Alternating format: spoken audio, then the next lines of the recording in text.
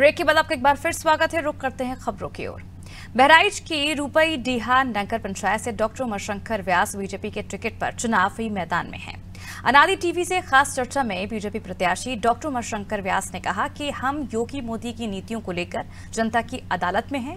रूपईडीहा की जनता तीसरे इंजन की सरकार बनाने जा रही है। उन्होंने कहा कि अगर जनता मुझे चेयरमैन के रूप में चुनती है तो सरकारी योजनाओं का लाभ गरीब जनता को 100% दिलाया जाएगा। उन्होंने कहा कि हमारी सरकार गरीबों को आवास और मुफ्त राशन भी देती है। चलिए आपको सुनवाते हैं क्या कुछ उन्होंने इस दौरान कहा। का कारवां आज नेपाल बॉर्डर से सटे हुए रूपईडीहा में है।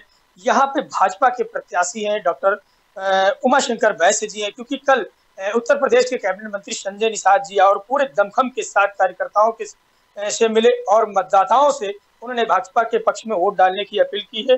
अनादि टीवी भी जानेगा कि आखिर डॉक्टर साहब के उस पिटारे में क्या होगा अगर ये यहाँ से चेयरमैन बनते हैं, सरकार का एक हिस्सा बनते हैं, तो यहाँ की जनता के लिए क्या करेंगे। डॉक्टर साहब स्वागत है अनादि टीवी पर आपका। जब कल संजय निषाद जी आए और मतदाताओं के साथ साथ पार्टी कार्यकर्ताओं के साथ जो बड़ी बैठक की है, क्या जीत का मंत्र देकर गए हैं?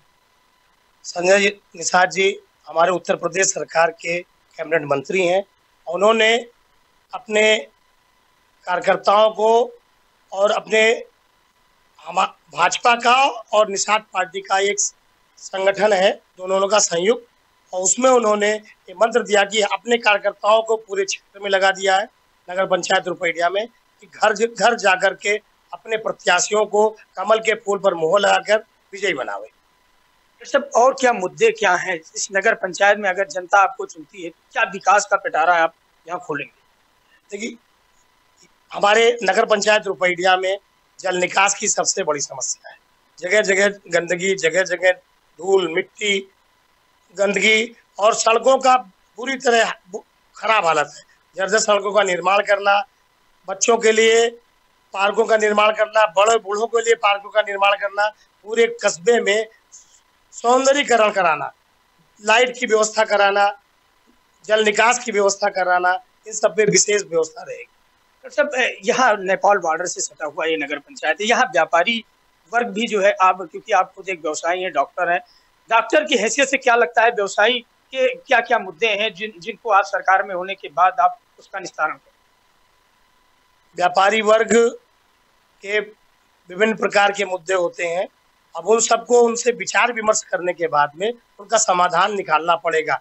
कोई ना कोई समाधान, बहुत दिनों से बहुत समस्याएं बनी हैं, उनके समस्याओं के लिए आपस में हम बैठ करके उनके समस्याओं का समाधान निकाला जाएगा।